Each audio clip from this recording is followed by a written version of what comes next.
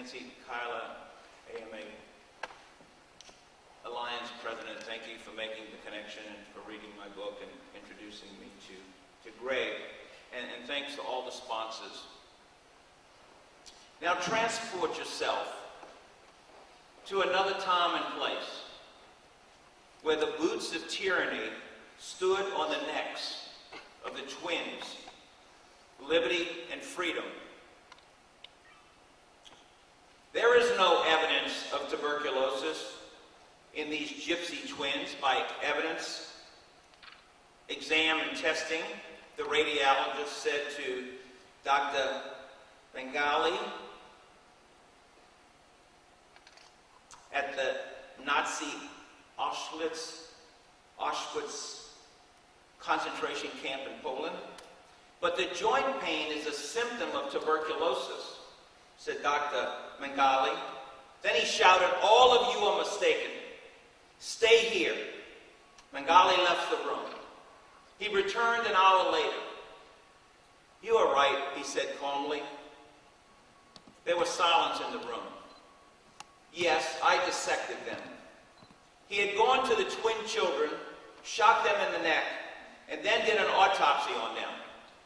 These are just two of the many murders he committed directly. In addition to selecting the arriving prisoners to go immediately into the gas chambers, you go left, you go right, he injected phenol into prisoners and did horrific pseudoscience experiments on twins, causing the majority to die. He had a fascination with twins. Only a few of the 3,000 twins survived. This evil man, known as the Angel of Death, escaped after World War II and lived in Paraguay and Brazil. Before leaving Auschwitz, he shipped 2 truckloads of records of his work to his mentor, Dr. von Virchow, at the Kaiser Wilhelm Institute. Dr. von Virchow destroyed the records of Mengele's atrocities. Mengele drowned on February 7th, 1799 while swimming, and his remains were identified in a grave on June 6, 1985, under the name Wolfgang Gerhardt. DNA testing confirmed the identity.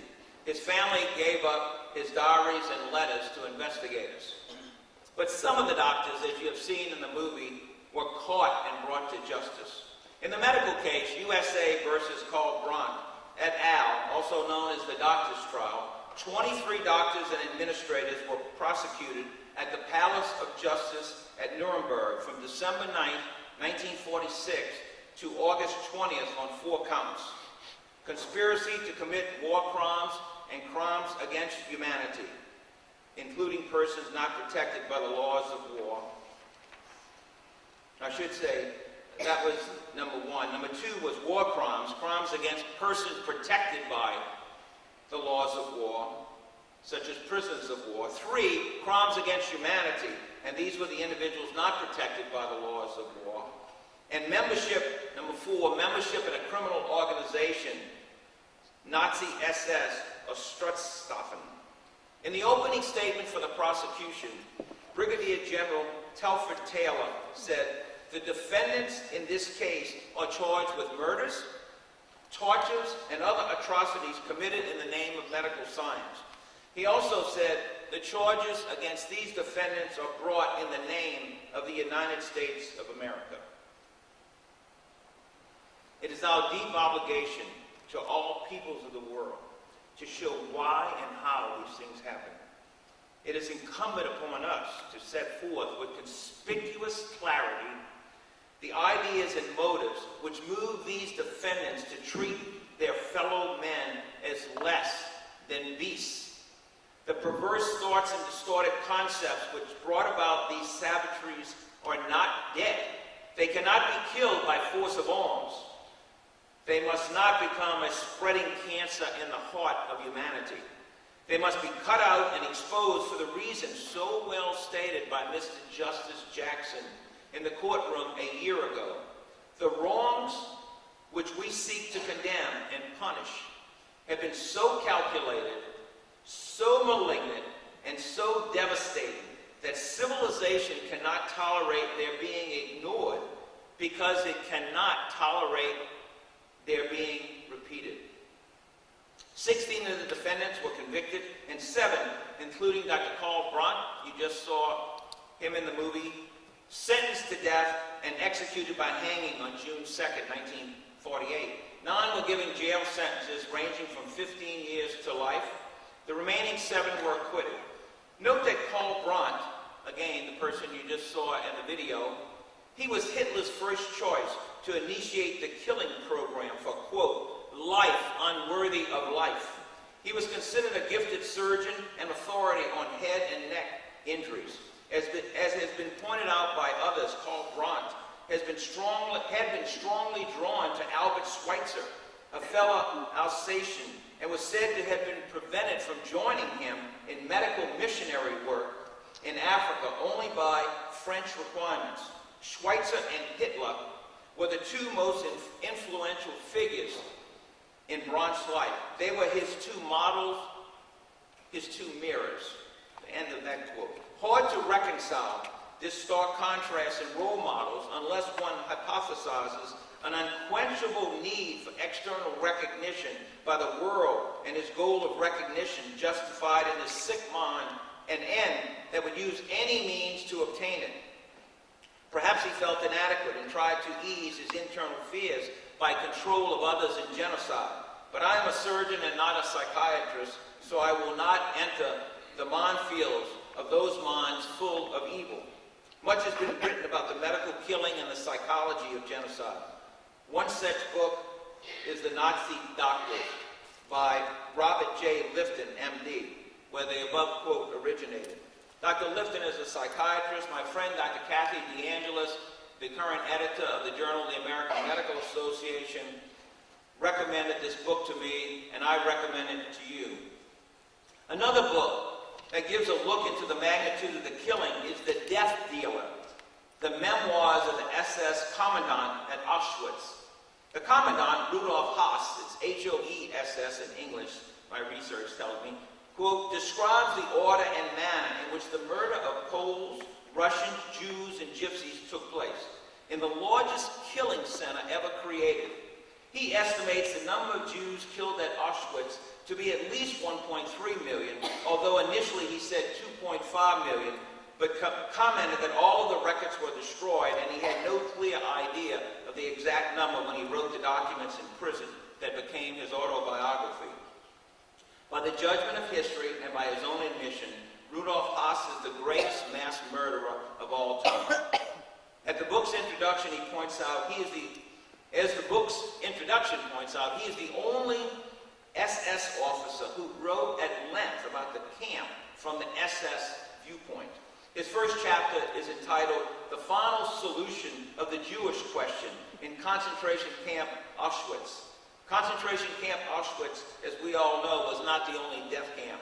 Stories and books have been written about survivors such as the Polish priest who gave testimony at the doctor's trial about his torture at Dachau concentration camp from 1940 to 1945. He was given malaria without his consent, and various compounds tried on him to see if there was any effect on the malaria. He was also forced to be submerged and endure freezing water experiments. And the prisoners at Buchenwald were shot with poisonous bullets to determine if the poison hastened death over a regular bullet. This was not an experiment looking for an antidote to poison. What I have presented so far is documented beyond any doubt and should suffice to show that these doctors did not act like ethical doctors. They were part of perverted science applied to men, women, and children without consent and without mercy. But my task today is not to recount in detail these horrific events and describe the lies told to the new arrivals, such as the greeting statement that they were to be deloused when they received the order to take off their clothes and go into the showers. Of course, these so-called showers were airtight killing chambers that soon filled with poisonous crystals that produced the poisonous Cyclone B cyanide gas. Drop it, as my expert here just informed me, dropped into an acid and it produces the poisonous gas. An insecticide that was used for roaches that replaced the new arrivals. Nor can I give a psychological explanation for such acts by medical professionals who actively participated in the selection and murder of the new arrivals as another of their assigned duties. My goal is to discuss medical ethics and informed consent after the doctor's trial at Nuremberg. Of course, prior to World War II, there existed the Hippocratic Oath, and that alone would forbid all of the assaults, batteries, torture, and murder that took place at the concentration camps under the Nazi regime. The Hippocratic Oath states, among other things, that physicians will keep their patients from harm and injustice. Informed consent was also stressed in the United States in a famous decision in 1914 in Schoellendorf versus Society of New York Hospitals by Justice Benjamin Cardozo, while he served on the highest court in New York, the New York Court of Appeals. He said, every human being of adult years and sound mind has a right to determine what shall be done with his own body. And a surgeon who performs an operation without his patient's consent commits an assault for which he is liable in damages. This is true except in cases of emergency where the patient is unconscious and where it is necessary to operate before consent can be obtained. Justice Cardozo, an eloquent wordsmith, later became a member of the United States Supreme Court. Consider the Hippocratic Oath for a moment, as I did in a speech in 1997, and see if my reflections then hold true today. The oath tells something about the physician taking this vow. Of course, you have to remember, when you speak of the Hippocratic Oath, what oath are you talking about? The original one or subsequent revisions, especially in other countries? And the replacement oaths tell you something about the person taking the oath. Consider the following excerpts from alternative oaths that either pledge allegiance to government or condone euthanasia.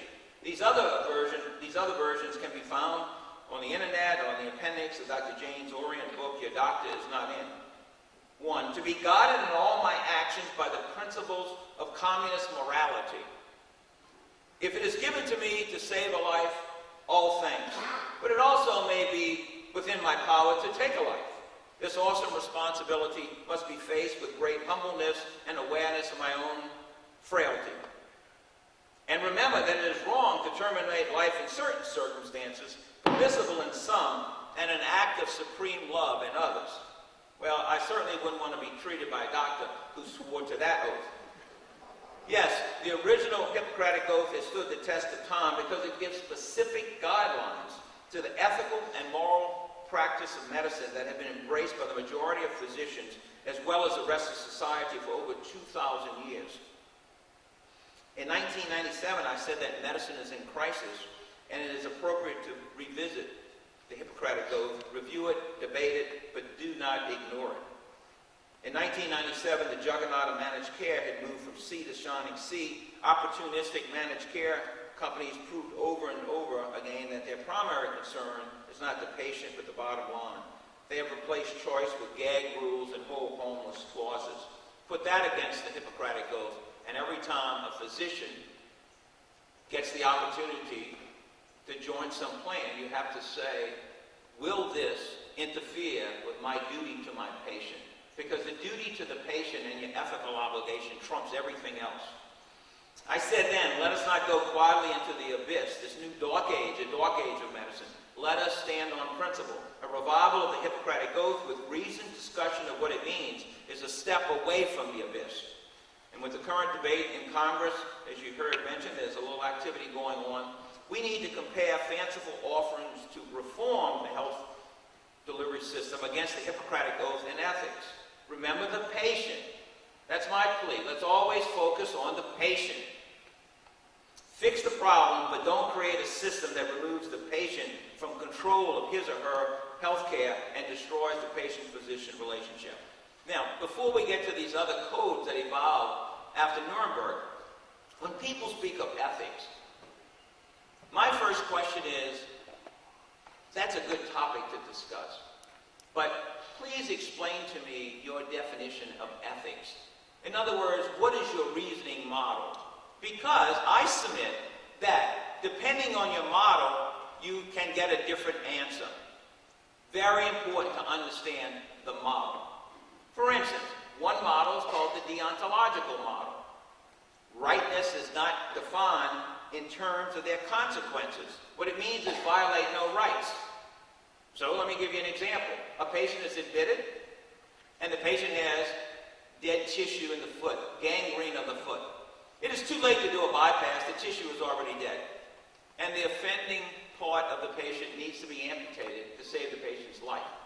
In a deontological model, the patient is conscious, the patient is able to make decisions, and the patient is asked, will you give me permission? You have gangrene of the foot, germs will get in your bloodstream, and you will die. This will spread up your leg. We need to amputate your leg. In a deontological model, the patient says yes or no, but the patient makes the decision. The patient is primary. And so the doctor doesn't operate. The patient may say, I have a religious belief that if I die, and all of my parts go with me to my grave.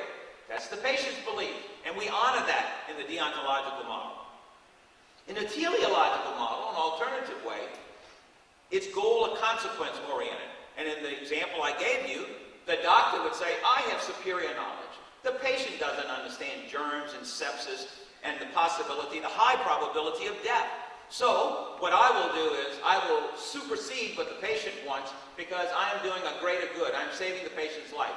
Give the patient medication, get the anesthesia, we're going to the operating room, and the leg is amputated, the foot is amputated. That's the teleological. The social utility model is the greatest good for the greatest number. And of course, when you get the word good, that's a fascinating word because you meet a bunch of people and there'll be a bunch of definitions of good. Good might mean that I take from you whatever I need because I want it. That would be some people's definition of good. So you got to understand what good means. And that's essential in the discussion. So I really get frustrated when I see sweeping laws about to be done in our Congress. And I have great love for America, and I have great love for our fighting force. I wear this pin in honor of the people who died protecting our liberties. But at the same time, I expect people who represent us, senators and representatives, I expect them to know what they're talking about, and when they don't, they bring in experts to explain what this means before they pass things that they haven't even read. I find that personally offensive, and I tell them that whenever I get the opportunity, and lately I've been getting a lot of opportunities to express that view. So, once you select one of those models, it's not over with. You got subsets. You got autonomy, non-maleficence, beneficence, and justice. And then just to take justice alone, you have to look at the egalitarian, the humanitarian, the libertarian, and the utilitarian model. So this is a very complicated issue. Somebody said, it's unethical. You just stop. Tell me your definition. How'd you determine? What's the model? How'd you come to that conclusion? And so on. So, what we want to do is, I go back to the Hippocratic Oath. It doesn't give this generality. It gives you specifics. You will do no harm to the patient. You will protect the patient. Very specific things in there. You will not poison the patient. So, let's go back to Nuremberg. The Nuremberg Code was born with the doctor's trial. Now remember, as a result of the doctor's trial, this code came out and said, this is what, when you come to court, we're going to look at this code because we're going to hold you accountable under this code. And as a result of that and these horrible atrocities that were done by the Nazis, people began to look at codes and come up with other codes. Now, let me just tell you a couple of things from the Nuremberg Code, because all of these codes, if I read this, it's very important information. But on the other hand, you know how it is when somebody starts reading all the different codes and every little subsets, everybody starts thinking, wow, this is important, but I do have other things to do, so I'm not going to do that. But all of this is available. You can go to Health and Human Services website on the internet, and every one of these codes I'm talking about, including the Nuremberg Code. We're going to talk about the Belmont Code. We're going to talk about the World Medical Association, Declaration of Helsinki. Every one of those is published there. Of course, you can get them at other websites, too. You can get much of this at the Jackson Center website. The voluntary consent of the human subject is absolutely essential. Now, when you say the subject, suddenly you realize that what we're talking about here is not just ethics in general and not consent in general. You suddenly get the realization that we're talking about experiments. So the claim by the Nazis that they were doing scientific experiments, of course, is a false claim. But what the court did is said, let's talk about experiments. If you're going to do something to a human being, you got to have the person's permission, number one. It has to be absolutely voluntary. The experiment should be expected to yield fruitful results for the good of society. I don't think taking a bullet and putting poison on the bullet and shooting one person with a poison bullet and the other person with a regular bullet to see which one dies faster, I don't think that's a benefit to anyone except killers. And that's of no value to society. No experiment, number 5, no experiment should be conducted except when there's a priori reason to believe that death, where there is a reason to believe that death or disabling injury will occur. Except, in some situations, if you, the doctor, you're going to serve as the experimental subject, and some doctors in history did do that. The man who discovered the germ causing ulcers, when people wouldn't believe him, he took the germs and he said, I'm going to drink the germs, and he did. And then he said, now gastroscope me and look and you'll see I have the ulcers, and he did. He ended up getting the Nobel Prize. So if you're going to do something that's risky, you do it on yourself. And people have done that throughout history. But don't do that on other people. It's kind of like the man in a war who says, okay, the enemy is over there with a machine gun. Now this is what we're going to do. You run up there and we're going to wish you well. We'll move back 2 blocks. No, the great leaders, the point that I make in my book on leadership, the great leaders, George Washington, my gold standard, George Washington, he said, what do you think? What do you think? Okay, we'll come to an agreement what we should do. Crossing the Delaware, after losing battle after battle to the British, he said, we know the enemy's on the other side. We got to cross. It's Christmas Day, it's freezing. This is a treacherous river to cross under these circumstances. But he asked for advice. And then, as the picture shows, he led the troops. And that's what he did throughout battles. He was at the front of the battle. That's why his men loved him. That's why they revered him, because he never asked them to do something that he wasn't willing to do. My dad, another example in the book, when there was a man who took hostages and he had the gun at the hostage's head, he didn't say, okay, Lieutenant, you go in there and take that gun away. He walked out of the police car in full view of the man with the gun, and he took his coat off and laid it on the ground, slowly reached for that standard issue 38 4-inch Smith & Wesson 6-shot revolver, held it up, laid it on the ground, and calmly walked into the house and took the gun away from the man. And he made a promise to the man. He said, you're sick, you have a fever, and I can help you. I will take you to the doctors at Charity Hospital.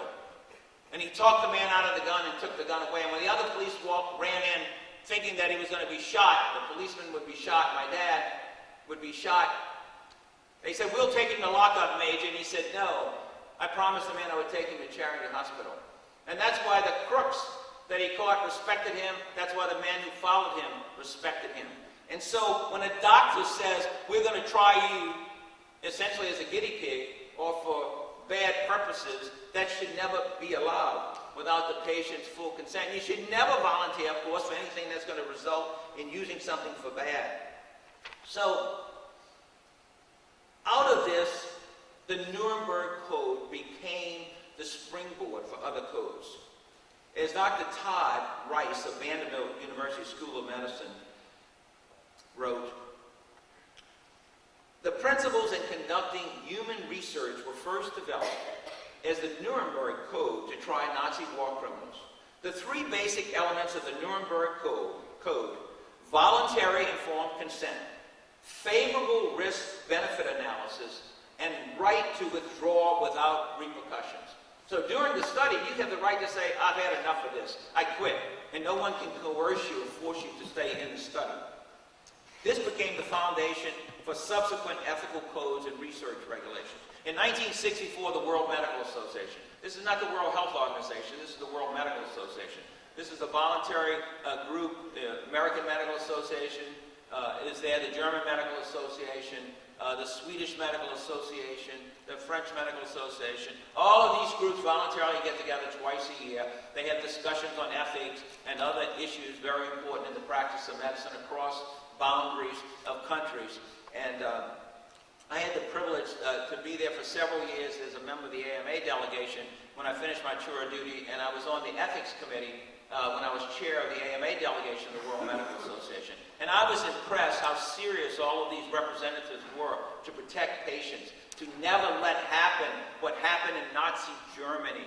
And there was no one there advocating that patients be treated the way, in any way, that would violate their rights. So I was very pleased to see that. Now, keep in mind, and what I'm going to give you as part of my conclusion to all of this, keep in mind that you can have all the regulations in the world. You can have all the things posted on the wall. You must do this to help patients and so on. And when someone comes and says, if you want to be advanced here in government or in the party, you will do this. Or if you don't do this, we will see that harm comes to your family. That's when leadership comes up. And during Nazi Germany, there were a group of students, many of them medical students, and they protested with Hitler. When they heard of the things that were happening, they made this big protest, and they said this man must be removed. And of course, what happened was they went and captured all of those students, and they cut their heads off. Now, that is what happens when tyranny takes over. And so we have to make sure that we never let evil people get into control in government. In other words, you just can't say, oh, I'm too tired, I can't get involved in that, none of my business. Go to the Holocaust Museum in Washington, D.C., and you'll see the man who said, oh, I didn't say anything when they took the Jewish man away because none of my business, you know. Oh, I didn't say anything when they took that other man away. And finally, one day, when they took the priest away, I didn't say anything. And he said, finally, they came for him. And there was no one to protest because all the neighbors had been taken away. And so that's what it means to have courage and to speak up before such atrocities have the opportunity to happen. Now, the World Medical, I'm just going to say a couple of them, in Helsinki, that's where it was. These things are usually named where the hall is or the country that it occurs in. It was in Helsinki. And there have been additions and revisions. Another one, 64 was the original, then 75, then 83, then 89, and in 2004 I had the privilege to be there during that debate for that revision. It is the duty of the physician to promote and safeguard the health of the people. In medical research on human subjects, considerations related to the human subject should take precedence over the interests of science and society. Medical research is subject to ethical standards that promote respect for all humans and protect their health and rights. Now, I'm not going to read them all, but I want to read this one because I think this one is absolutely important. They're all important, but this one needs to be in bold letters and remind people. No national, this is number 9, no national ethical, legal, or regulatory requirement should be allowed to reduce or eliminate any of the protections for human subjects set forth in its declaration. Now, you have to decide if you agree with the declaration. But on the other hand, the message I get out of that, just because something comes from the national government that says people of a certain age will no longer be given medical care, and it is best that they realize their time is up, and we will end their life. If such an edict ever came, you could not tolerate that. That would be horrible. And so you say, well, you heard what they said. I was just doing my duty. And if you read it, it's not my fault. I was just doing my duty. Well, if an evil person tells you to kill someone else, you have to say, no, that is not my duty. I do not accept that as a valid duty because I am an ethical person. I'm going to skip by the rest of this. Obviously, you have to be a volunteer in a medical experiment. You can't be coerced or intimidated. And then the federal government, 1974, they did the National Research Act. The Belmont Report came out. And the Belmont was a conference center at the Smithsonian, so it's called the Belmont Report. And this represents ethical principles and guidelines for research involving human subjects. Remember, the Nuremberg Code, the criteria to judge physicians and scientists who had conducted biomedical experiments on concentration camp prisoners. This is, in a free world, rules, regulations, guidelines for ethical experimentation. And it goes through all of these. Basically, what it says in one part, the principles of respect for persons, beneficence, and justice. Now, let's go to informed consent. You heard what Justice Cardozo said, informed consent. You got to get permission. Now, if I go up to you and say, look, I want to operate on you, and I don't tell you about all the other things that could happen to you as a result of this operation, oh, that sounds like fun. I think I'll have the operation. Well, that's a consent, so there's no battery there, no, assault. I define assault as a threat of harm, and battery as an actual harmful touching. But it's not an informed consent. An informed consent is when you tell what you're planning to do, the nature and purpose of the operation, the risk involved, especially the material risks such as death, brain damage, paralysis, quadriplegia, loss of organ, loss of functional organ, disfiguring scar. Those are important things. You should know about that. And there's specific risks for the organ that's going to be operated on. That should be told. And then you get into other issues like who determines if in America, informed consent, this definition holds true in all 50 states. A consent obtained after adequate disclosure. Sounds simple enough, but what's adequate disclosure? That's like saying after good, do good. Well, tell me what your definition of good is. Adequate disclosure is the battleground. And so in some states you have an objective standard whereby what they call the objective physician standard, it's physicians decide what risk should be told. In other states they call it the subjective determination of the standard, and so it's what a reasonable patient would want to know under the circumstances. So that almost always goes to the jury, because the jury are the, quote, reasonable people, and they will determine if it was reasonable what was told. Oh, they forgot to mention that, and we consider that it would have been reasonable to have mentioned that, because the patient would have known, would have refused the operation. Then you have the causation. Even knowing that, would you have refused the operation? So, informed consent in Louisiana, we had a problem with informed consent in this sense, that a lot of suits not only implied negligence, but also implied that there was a lack of informed consent. And so the legislature got together in '75. I had the privilege to testify on this for the Medical Society, and they came up with an informed consent law. And they said, if you do it this way, you can do it any way you want. Take your chances. But if you do it this way, and you tell everybody the nature and purpose of the operation, just what I told you a moment ago, the risk involved, including the risk, and they listed the risk, which is unusual, in the statutory definition: death, brain damage, quadriplegia, paraplegia, loss of organ, loss of functional organ, disfiguring skull. If you tell people that, you've given them a high level of warning, and it's their responsibility to ask you additional questions. And multiple appellate courts upheld that. And then suddenly, in 1979, famous Honduras case came up, and a justice on the Supreme Court of Louisiana wrote for the majority that, no, you had to give the material risk. That's okay, but you had to tell them. It was a nurse who got operated on and had bladder dysfunction. She had back surgery and bladder dysfunction, so you needed to mention that particular thing. So everybody said, well, what are we going to do? We got all the lawyers together, the consultants in the room. We had about 50 of them. They came to a big conference, and there were about 33 definitions of what you needed to do. So we went back to the legislature, and they said, okay, what we're going to do is give you an alternative, and that way we'll have the medical disclosure panel. I had the privilege to serve as chair of that for 10 years. We had 3 plaintiff attorneys, we had a defense attorney, we had 1 oral surgeon, we had 6 medical doctors, and we would ask experts around the country what risks were material for, say, an abdominal hysterectomy.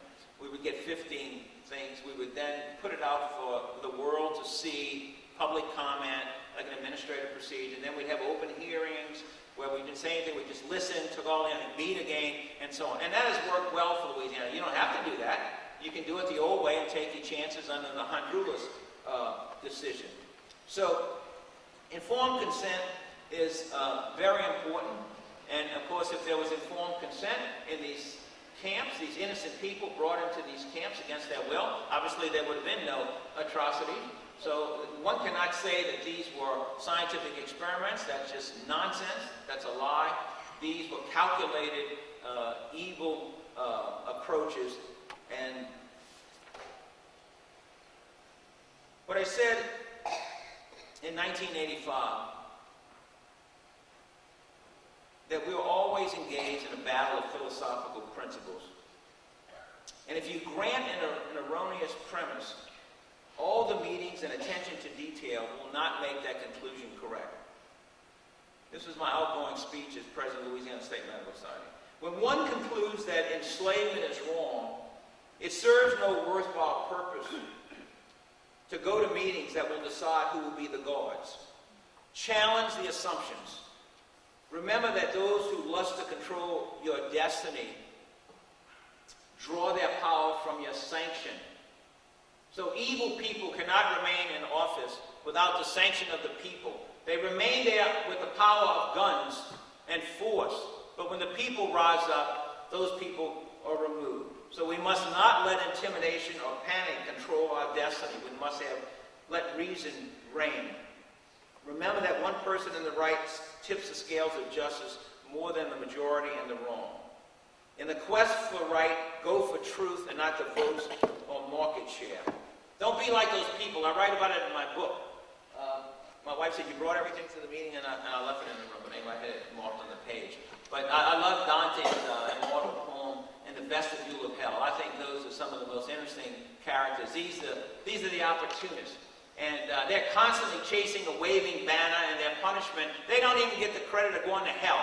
They're not even good enough to get into hell. And they're constantly punished through all eternity by stinging hornets because they're opportunists. These are essentially the people that all they got to do is do what the poll says to do at the moment, regardless of whether the poll was valid or not. In other words, they have no internal principles. They're true opportunists, and we have to be careful. So I ended that with my modification of Kipling. If you can risk it all by standing up for truth and the patient's best interest, yours is the earth and everything that's in it. And which is more, you will be a doctor in the true sense of the word, my son. So we must be, as Henley said, the master of our fate, the captain of our soul. The last thing I'll tell you, and then I'm going to open up for questions. The last thing I wanted to mention is that I have the privilege to teach medical students at Tulane. I teach a course on medical leadership. And it's great teaching students because I always appreciate it. I see one of my colleagues in the audience from Tulane days. I always appreciated professors who gave me something that I would remember and would help me in the middle of the night when I'm dealing with a patient who's dying and I'm doing my very best to save the patient's life. And so I've had the privilege to give some medical school commencement speeches, and you know, nobody wants to hear what you have to say on the day you graduate from med school. I mean, they want to party, okay? I mean, I can see them out there, they're buzzing. How much this guy Palmisano going to take? We're out of here. And so I just stand up there, I do that dramatic pause, I don't say anything, and then they say, oh my God, he's forgotten what he's going to say. Now they're going to hook him off the stage, you know? So that gets their attention. And then I say, sexy. And then people in back of me, all the people in the gowns, they say, my God, what is this guy doing? Sexy. I said, it's not S-E-X-Y, it's S-E-C-C. Science, ethics, compassion, courage. Those are the first 4 commandments, in my belief. And add 2 more. Science, ethics, compassion, and courage. And add to it, always do what's in the patient's best interest and do it with the patient's informed consent. And that will be your North Star at midnight when you're at a patient's bedside and it looks like the patient is going to die. You're doing your very best. You've had consultants and you will run through your mind, or have you taken care of all 6 of these? Is there something else you should be doing? And if there's nothing else that can be done, then you'll do your best to make sure the patient has comfort and that you will be considered what you're meant to be, a true healer for the benefit of your patients. So I'm going to stop now. I thank you for the opportunity. My summary is the Nuremberg trials, the doctor's trial, was a very important thing. It not only put before the world criminals who had abused the trust as physicians, They were true criminals who did horrible, horrible things.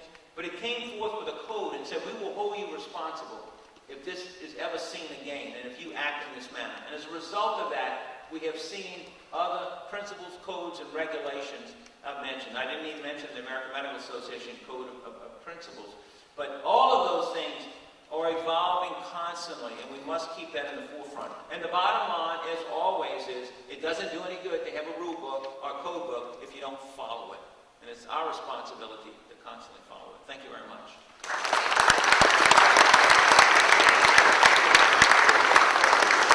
Yes?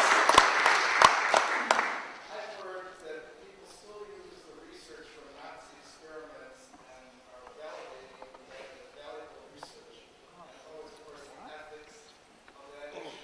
Is that not true that the printed results of experimentation are still being used by some people and they justify it as valid research? Well, I'm not aware of that. I've heard that discussion before. I've not personally read any evidence that that is taking place. What I have read is that there was nothing really that was gained by what they did. They violated, not only did they violate the rights of people and did these criminal things, but they didn't do proper experimental protocol. I mean, when you think of the proper way to do an experiment, even under ethical conditions, I write about a young doctor in my book. Pronovost is his name. I admire him. He did an experiment at Johns Hopkins. He's still there. He did an experiment of patients in the intensive care unit who were getting sepsis. They were dying.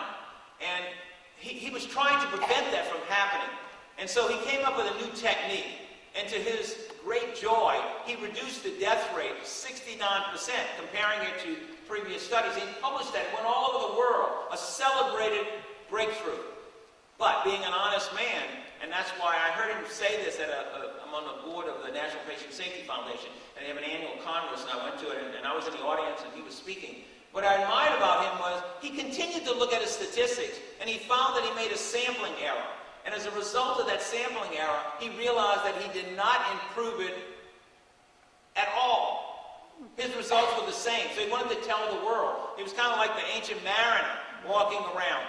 He wanted to tell the world, and I wrote about him. I said, we need more honest scientists like Dr. Pronovost. So I'm not aware of it. There may be people much more knowledgeable than I am. I want to thank the director of the AMA, James S. Todd Memorial Library, Sandra Sheffers, who pulled all sorts of peer-reviewed articles for me on short notice some months ago. But I'm not aware of it.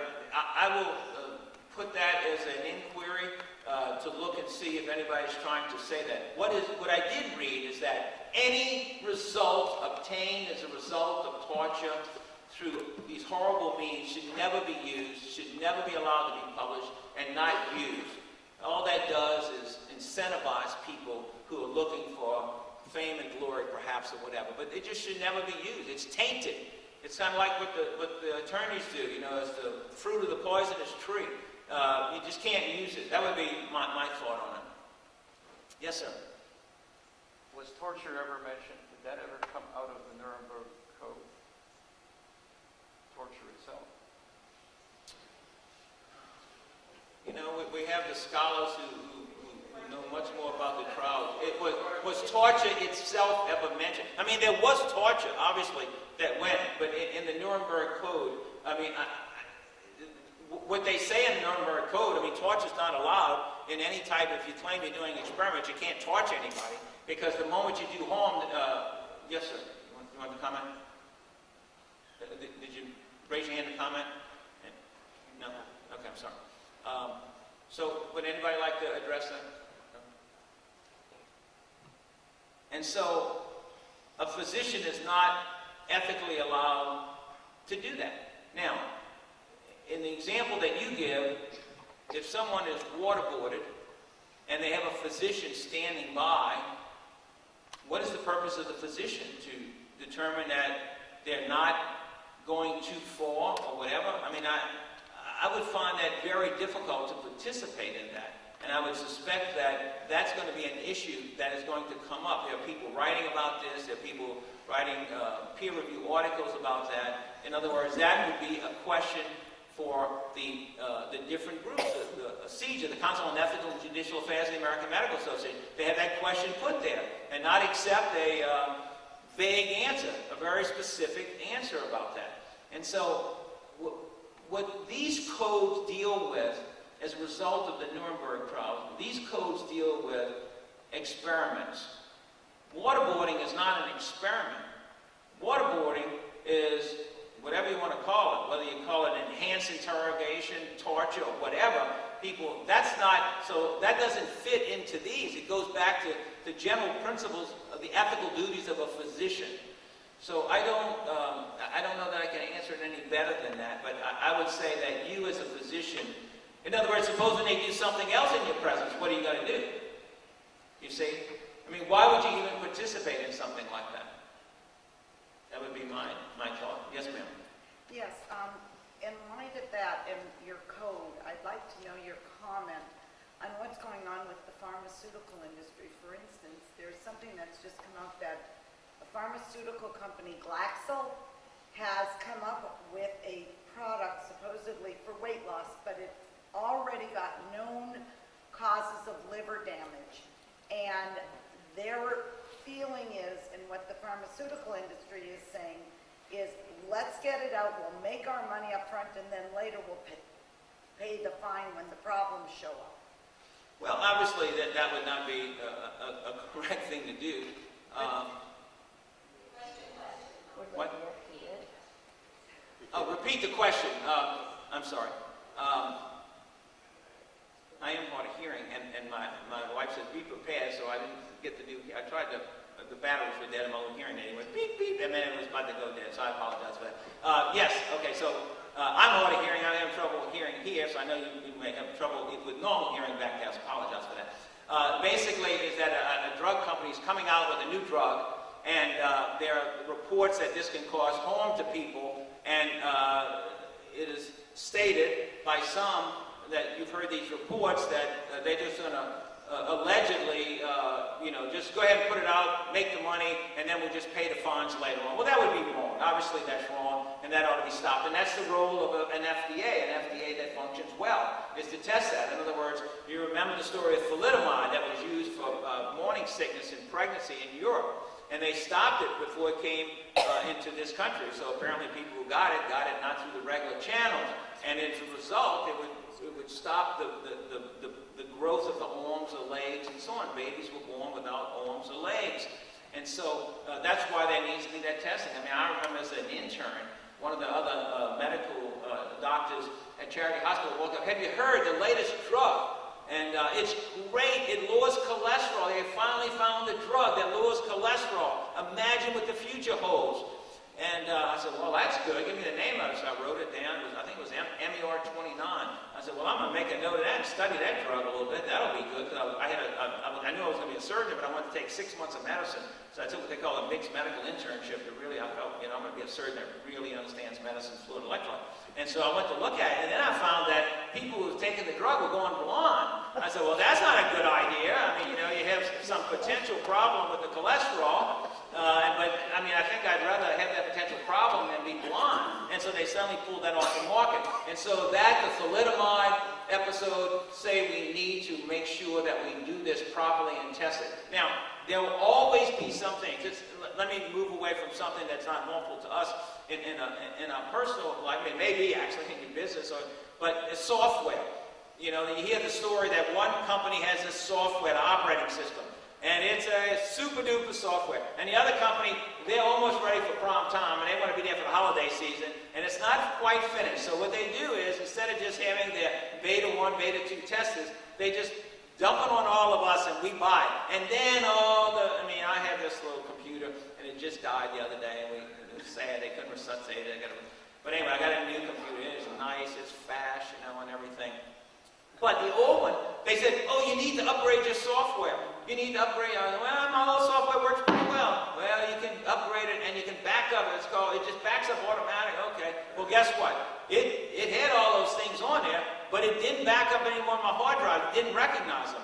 And it says, we don't know what that is. A foreign object. We're not going to allow you to back up to it. So that took weeks to figure it out. So that analogy goes that we become testers, and the problem is lots of frustration, and maybe you lose some data. But when you're talking about your life, you don't want to take something with something, you have a stroke or you're blind or whatever. So it needs to be tested. But even when they do it the right way, there will be some subsets of people, because of whatever, maybe genetically or whatever, and it will have a different effect on them. So in other words, you can't test it on the whole world in the beginning, because if harm comes, the whole world gets the harm. So you do it with volunteers. But the volunteers, it has to be people who are true volunteers.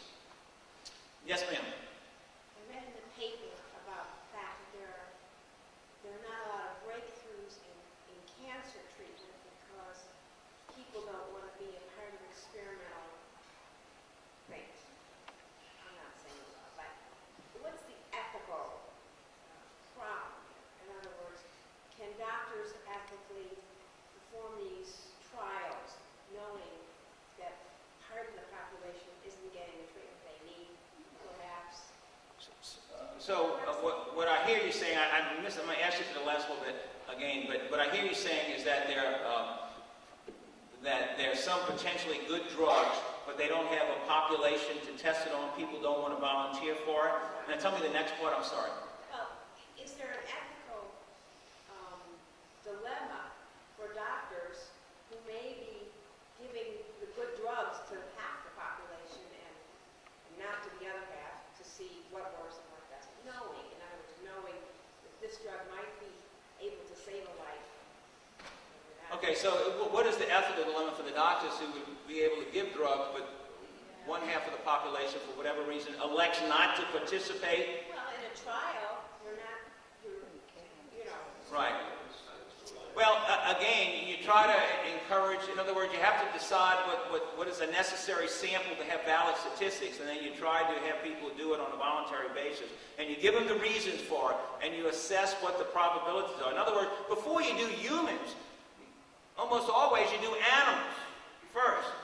So if all the dogs or rats or hamsters or whatever, if they all die, well then not a good idea to move to human testing.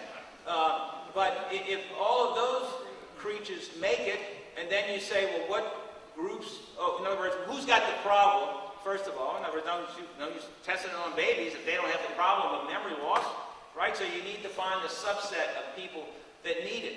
And then when you do that, you have to make sure that it's all voluntary. Let me, yeah, the placebo. That my wife is in the back. My wife's an attorney. She reminded me of things that I would forget. But the placebo, it is. And when you look at the World Medical Association, their declaration, Helsinki, it talks about placebo, and you look at what's that HHS, Health and Human Services, they talk about the use of placebos and when it's acceptable and when not, and so on. But the other thing that leads into, I don't know if I fully answered your question, but one thing it does leads into, and I thank you for asking that because it made me remember this, and I wanted to tell you this, is that one of the things we looked at the World Medical Association, let's say we go to Africa, and we have this subset of folks out there who have this condition, and that's what we want to try to find something for, a cure. And so when we develop this drug, the drug company, they do the testing and so on, and let's say they find a cure.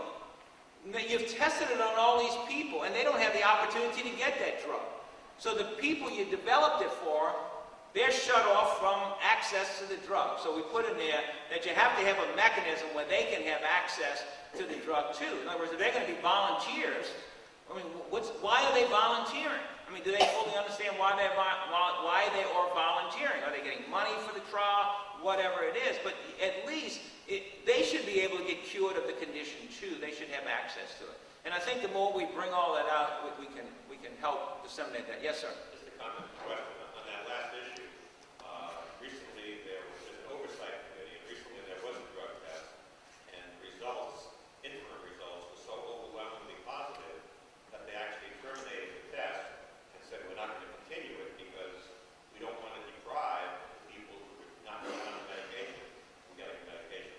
I don't remember what it was, but going back to our government, in the 50s or 60s, allegedly the CIA used LSD to experiment on people.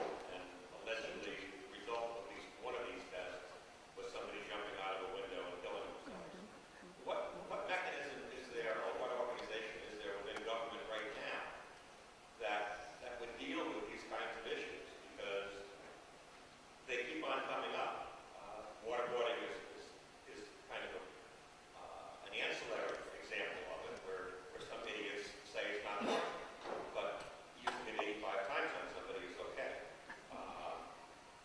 What is there in the government that has any authority over experiments like this of LSD if it really occurs? Well, they have people in this audience who are much more expert at answering those questions, and perhaps they'll address it in their questions. But the government, we have you have prosecutors, federal prosecutors, you have investigation units, you have things. The people in this audience that are true experts. I'm certainly not an expert in that. But if something is brought to light by a newspaper article or whatever, there's a congressional hearing on it, and the next thing you know, there's a special prosecutor to look in it. So we have mechanisms. It's just a question of when is the appropriate time to activate those mechanisms. Yes, sir. The average medical student graduates with over 100,000 medication debt, some more. And that almost insists that they have to get a paycheck first day out of the box. So they're going to join a group, or a non-physician is going to write their paycheck. What does that imply for ethical decision-making? Well, the question is, medical students come out of med school with debts of greater than $100,000. In some places, $150,000 or more. I had one the other day who said his greatly exceeded $150,000. And so they need to make money. You have, depending on who has the loan and how much time they give you to pay it back. But I meet very few medical students that would do what we did. You got gray hair, you're one of those old guys. It's not like that anymore. When we come out, we want to work certain hours. We're going to go work for a group. This malpractice system we got is so broken. People can file suits without merit. 80% are closed with no payment. When the doctor goes to trial, he wins. She or he wins 89%. Why do I want to worry about that? I'm going to go work for this clinic. They're going to give me a salary.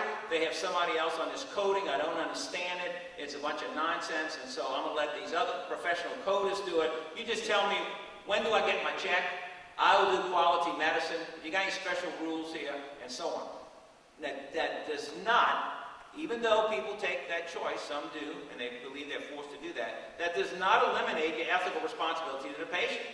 And if they come out with some rule at that clinic that you will do this, thus, and so, and it's against your ethical, which you know it's wrong, then you shouldn't do it. You should stand up. And you have to do that. You take the consequences. And sometimes people do things, and they're just ignorant of what the right thing. When I was a young doctor, I was rotating to another hospital, and as a young resident, they say, go up to room such and such.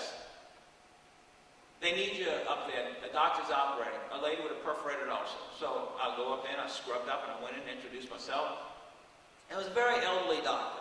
He was a family medicine doctor.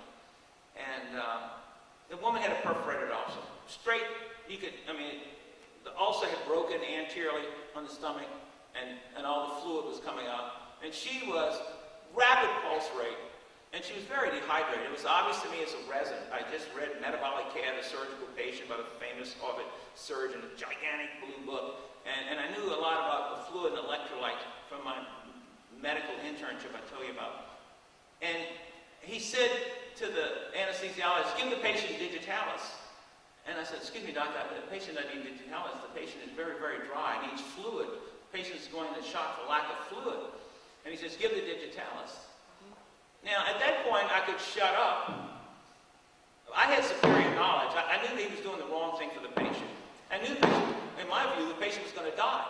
So what I did, I just told the nurse, the circulating nurse, go get me some IV fluids, get some plasma, get Ringer's lactate, get all that in the room. I want it right now. I started another IV. I pumped the fluid in the patient. Pressure came up. The pulse went down. And my reward was that they circulated the story that this crazy resident from Tulane Charity Hospital was trying to flood the patient and kill the patient. And I said, well, that's okay. But I went and talked to a doctor I trusted, who's a famous surgeon there, and I said, this doctor needs to be retrained or not allowed in the operating room or something, but you're going to hurt people. And he said, well, you need to go talk to the chief of surgery. So I did that. And the next thing I knew, about a week later, I saw that doctor who did the operation. I went and saw the patient, by the way, see if she was still alive, see if she had too much fluid or what it was, and she was doing fine. She said, oh, thank you for dropping in. Dr. So-and-so saved my life. I said, yes, he did. Yes, he did. Thank you very much. And I'm walking down the hall in the hospital. I know exactly the corridor. I see it, and saw him walk. He was a very nice gentleman. And he said, aren't you that doctor that came in my operating room? I said, yes, sir, I am. He said, you know, you might have a point there about that. And I said, yes, sir, I think that'd be good. In fact, I would recommend, we have it over here in the library, if you like. It's called Metabolic Care of the Surgical Patient by Francis Moore. I said, thank you. He never operated again. So the system worked because somebody would stand up and speak out. But if not, I mean, maybe the next patient would have died. And the person I faulted the most, I felt sorry for the doctor. The person I faulted the most was the young anesthesiologist who had trained and had finished a year ahead of me, and he knew better. And I faulted him the most. Doctor?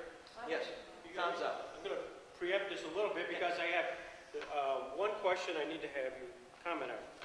This book on leadership, and it talks about the closing statement of Robert H. Jackson, and you talk about the Chief Counsel for the United States and the war crimes of Nazi officials. It gives a powerful lesson in presenting facts in a compelling way that leads to only one conclusion.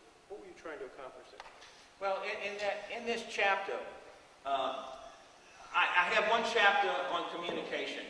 Leaders have to be able to communicate. And you can't talk in jargon. You know, if you take Ecclesiastes from the Bible, a famous writer took it and rewrote it. And you fall asleep on the second sentence. You know, time and chance happeneth to us all. And so you got to do it in language that people understand. The point I made here is that in this chapter called Expanding Your Horizons, read some poetry. You know, it's the purest way to express an idea. I love poetry. My older brother got me involved in poetry. And what you want to do is, as you read, you learn things. So reading what a lawyer said many years ago in Nuremberg, and here was a man on the Supreme Court of the United States. He left the Supreme Court to take this role as chief prosecutor. And when you read that, I put the whole thing in the book. I put the whole summation in the book, and the editor said, we can't do that. I said, what do you mean you can't do that? It's an important, no, this is a general read book. This is not for lawyers, not for doctors. This is for the general public. They're going to tune out of that. No. I said, I want that paragraph in there bragging about him and that he was good. And he makes that point. And so if you look in the back, you can find the citations and you can find the whole thing. My point is that I don't care how right you are. If you don't know how to present it, people are going to tune out. If you go to the microphone, I tell this to young doctors. I got shot down, not literally shot, but I got beat bad. I was right on an issue when I was a young doctor at the Louisiana State Medical Society House of Delegates. I was absolutely right. I convinced everybody in the audience. And another young doctor who was smarter than me in parliamentary procedure, I knew very little parliamentary procedure, he got up and he was a whiz kid. I mean, he got up, and when he got through, he sliced and diced me, and I didn't know what he had done, and they put that thing in forever hold. And everybody said, next resolution. And I didn't know what had happened. And an older doctor who had gray hair, he pulled me aside. He said, Palmisano, step outside with me. He said, you were absolutely right, and you had everybody convinced. But you didn't know parliamentary procedure. I want you to read these books now. So, you know, he gave me Robert's Rule of Order to read, gave me the names of these parliamentary procedures. And I never got shot down again. That same guy later became one of the most famous speakers in a great organization. And I was in the audience, and he ruled me out of order at the microphone. And I remember that episode way back when. But I knew my parliamentary procedure. And I said, Mr. Speaker, with all respect and humility, I know that you're the best, but I would ask for a vote of the Assembly on your decision. And they ruled him out of order, and it went through. And I put that in the book too. My point is that you have to be prepared, and one of the ways to be prepared is to get your facts and present it in a logical way. And if you read that summation, I mean, he goes to Shakespeare, and when he gets to it, you cannot come to any other conclusion but that these people were not acting as doctors, they were acting as murderers, and they deserve the harshest penalty available. And I was really impressed with that. Given the time constraint, and I know that many want to get to the 10:45 lecture, but I want to thank heartily Dr. Donald Palmisano. Incredible.